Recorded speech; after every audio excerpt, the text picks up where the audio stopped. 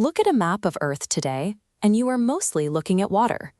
71% of the planet's surface is covered by oceans, containing over 320 million cubic miles of liquid. Biology is entirely dependent on this supply. If you step on a scale right now, up to 60% of the weight you read is simply water suspended in your cells. But if you rewind the clock 4.54 billion years, this abundance makes no physical sense. The newly formed Earth was a glowing, molten sphere of magma. This diagram shows the intense heat gradient of the early solar system. In this inner rocky zone, temperatures were so extreme that any liquid water would have instantly boiled into vapor. Aggressive solar winds from the young sun would have quickly stripped those lightweight hydrogen and oxygen molecules out into deep space. By the standard laws of planetary formation, Earth should be a sterile, dry rock.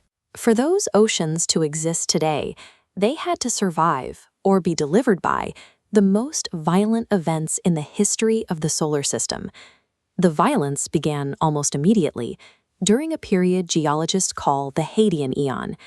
About 4.5 billion years ago, a Mars-sized protoplanet named Theia slammed directly into the molten proto-Earth.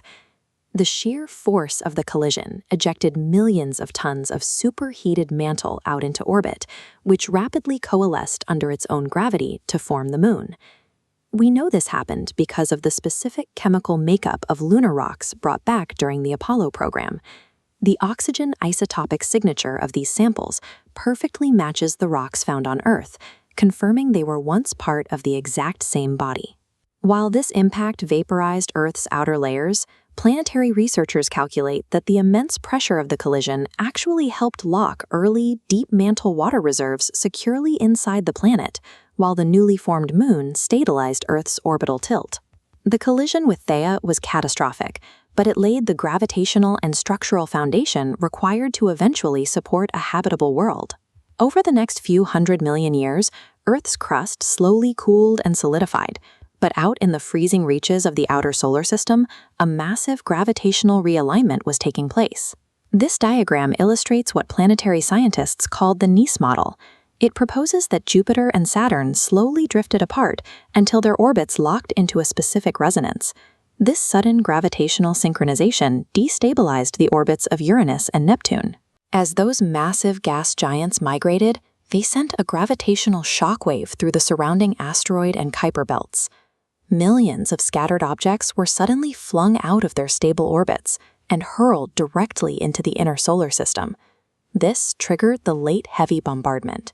Between 4.1 and 3.8 billion years ago, a relentless barrage of comets and asteroids pummeled the Earth and the Moon, leaving massive impact craters that are still visible on the lunar surface today. This era of intense cosmic artillery fire should have boiled away any chance of life. Instead, it delivered the exact raw materials required to sustain it. To understand exactly what hit the Earth, scientists had to determine whether the incoming fire consisted of icy comets or rocky asteroids from closer in.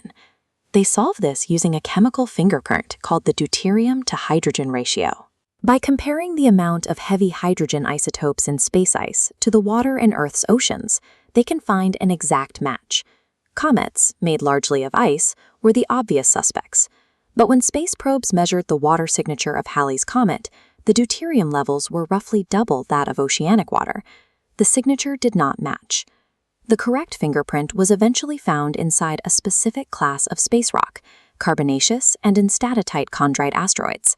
Their deuterium to hydrogen ratio aligns perfectly with the water currently sitting in the Pacific and Atlantic Oceans. We now have physical proof.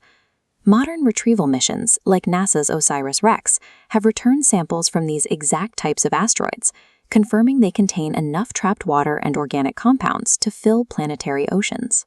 The Late Heavy Bombardment operated as an interstellar freight system, transferring millions of tons of water from the asteroid belt directly to the Earth's surface. As the bombardment slowed, all that newly delivered water vapor was trapped by a dense, heavy carbon dioxide atmosphere. Under this immense atmospheric pressure, the planet finally began to cool. The vapor eventually reached its condensation point. This triggered thousands of years of continuous torrential rain. slowly filling the cratered basins to form the first true oceans. This diagram illustrates the next crucial mechanism, plate tectonics.